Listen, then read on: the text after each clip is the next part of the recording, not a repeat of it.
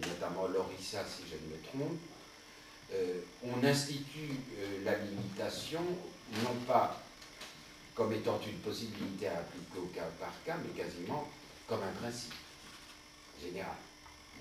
Ce qui évidemment semble être en contradiction avec la Constitution. Et puis, ce qui pose problème, mais là je rejoindrai un petit peu la critique qui a été faite par le professeur Prélot, vous parlez, c'est normal puisque les textes ou la jurisprudence le font, de limitation justifiée par la morale publique. Cela étant, vous ne dites pas en quoi consisterait la morale publique et vous ne vous interrogez pas sur la légitimité dans un État qui se veut laïque et démocratique d'une morale publique qui serait finalement une morale officielle. Donc, ça m'a posé aussi un petit problème. Pour le reste, il y aurait encore des choses à dire, mais elles sont secondaires. Pour le reste, encore une fois, vraiment toutes mes félicitations. Moi, j'aimerais bien pouvoir rédiger une thèse, enfin, ça serait toute une thèse à l'âge que j'ai, mais après tout, dans une seconde vie, on peut aussi faire une thèse.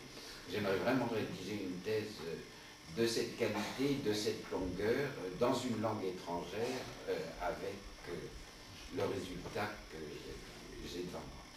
Et là, de ce point de vue-là, vraiment toutes mes félicitations. Merci, monsieur le professeur, pour vos observations et pour vos suggestions aussi, et pour vos questions. Vous m'avez demandé le sécularisme indien et la laïcité, comment on peut distinguer.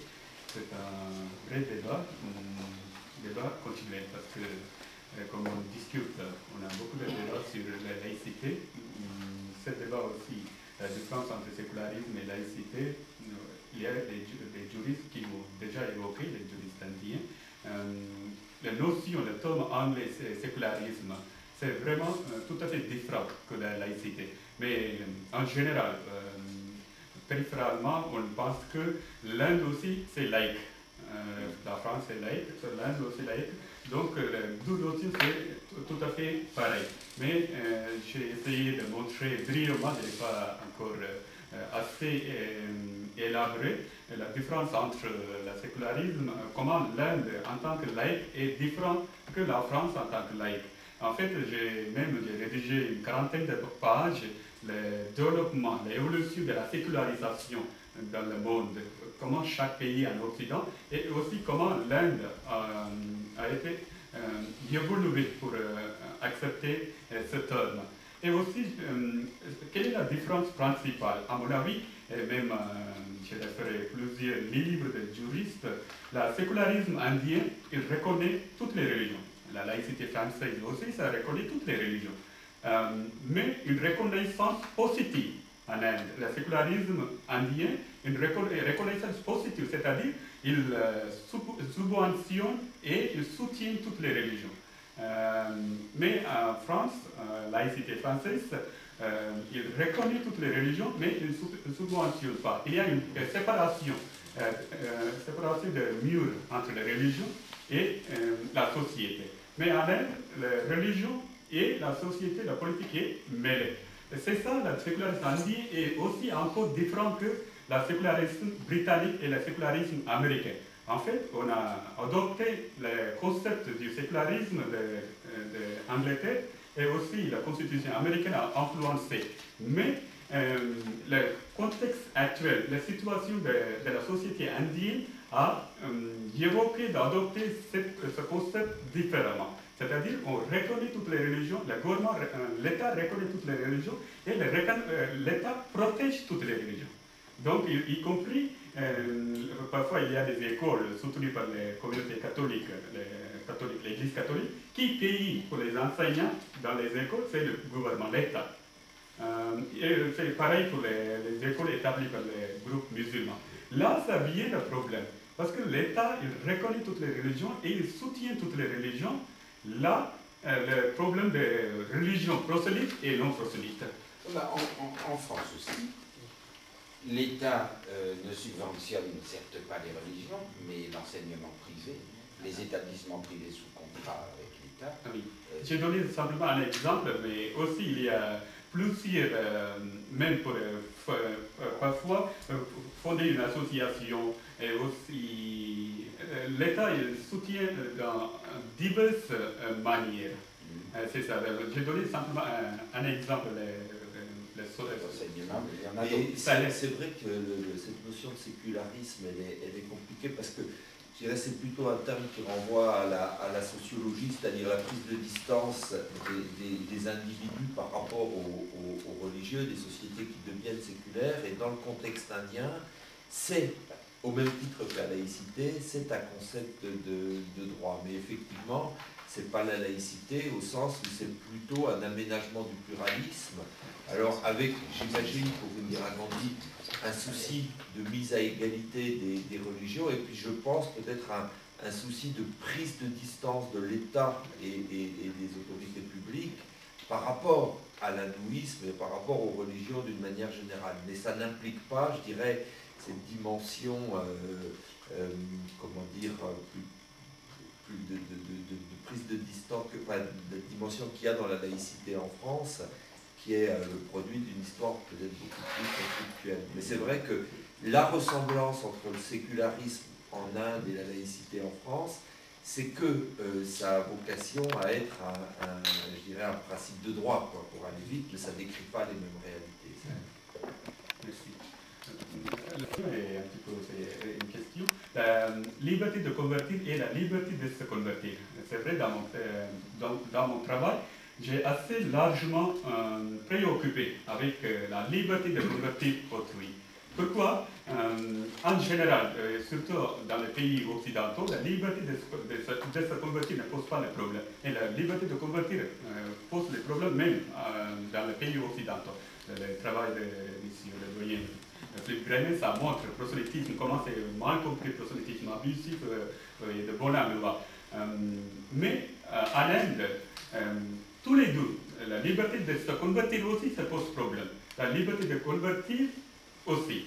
Pourquoi la liberté? Si quelqu'un qui décide lui-même et il change sa religion, automatiquement il perd son statut juridique. Quand il devient christianiste, il perd son droit à hérédité et son droit à succession. Donc, même lui-même, il décide, il se convertit. C'est un dommage. Moi, j'avais jusqu'à la fin le problème, dans le contexte indien particulièrement, tous les deux, liberté de se convertir, liberté de convertir pose les problèmes, mais moi j'ai occupé beaucoup la liberté de convertir, du point de vue de mission, en lien avec le prosélytisme. Donc j'ai traité dans mon travail assez largement la liberté de convertir autrui. Et le troisième point, vous avez évoqué comment l'égalité du traitement à toutes les religions. C'est vraiment dans le contexte sécularisme indien qui reconnaît et qui soutient toutes les religions, c'est un problème. La politisation du religieux, la montée du communautarisme. Pourquoi les hindous ils sont contre le christianisme ou l'islam? L'hindouisme, je pense, l'hindouisme traditionnel, ancien hindouisme, ce n'est pas prosélyte. Mais j'ai montré dans mon travail, il y a quelques textes sacrés qui disent, même un hindou, il a le devoir de propager sa religion, il faut convertir les autres à l'hindouisme. Mais il y a des sociologues ou des théologiens hindous qui disent que ce texte n'est pas pareil avec le christianisme, la notion de mission du christianisme. Parce que quand on demande, selon les textes sacrés de l'hindouisme, quand on demande à convertir quelqu'un à l'hindouisme, c'est-à-dire, d'abord, il faut convertir du point de vue culturel, c'est-à-dire, il doit adopter la culture indienne. C'est ça, j'ai cité quelques jurisprudences indiennes. Un enfant qui est né dans l'anglais et d'une femme indienne, est-ce qu'il est indien ou non? Le jurisprudence indien a conclu qu'il est indien parce qu'il suit la coutume, la culture indienne. Donc, l'ancien hindouisme n'est pas pour le prosélytisme, mais le moderne hindouisme, ça aussi, j'ai montré dans mon travail, le néo-hindouisme, c'est pour le prosélytisme. Donc aujourd'hui, est-ce qu'on peut qualifier l'hindouisme comme prosélyte, comme christianisme, islam? À mon avis, l'hindouisme aussi, c'est une religion prosélyte, comme le christianisme et comme l'islam. Ils sont toutes les stratégies, toutes les procédures, comment pour aller loin.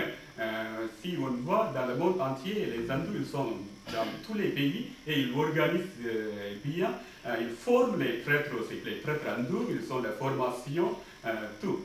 Donc, aujourd'hui, on ne peut plus considérer l'hindouisme comme prosélyte, mais eux, ils sentent que le christianisme en tant qu'une religion prosélyte est soutenu par les pays occidentaux. Ils sont un soutien politique du pays occidental. Donc, l'hindouisme n'accepte pas le christianisme en tant qu'une religion prosélyte. C'est vraiment une difficulté pour les gouvernements, pour l'État.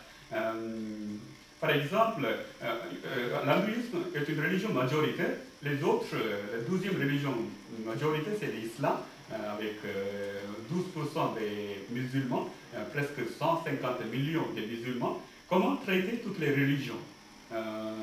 Comment donner un statut d'égalité? Jusqu'à maintenant, c'est une vraie difficulté. Dans mon contexte, dans mon travail, c'est ça que je montre, parce qu'à cause du sécularisme indien, est-ce que le sécularisme indien provoque le communautarisme? Parce que c'est fondé sur la reconnaissance de toutes les religions. De là-bas, il vient le problème. Interdiction des conversions religieuses, et chaque religion, par exemple, l'hindouisme, vous protégez lui-même. L'hindouisme, une religion majoritaire, il n'y a pas une nécessité de crainte. Une religion majoritaire ne craint pas devant les autres religions minoritaires, mais par contre, parce que l'État soutient les autres religions, les hindous ils pensent que nous perdrons notre privilège, nous perdrons notre place dans notre culture, dans notre sol indien. Donc le traitement égal de toutes les religions, dès la part de l'État, c'est vraiment difficile. Mais il faut chercher les moyens, comment on peut assurer l'égalité à toutes les religions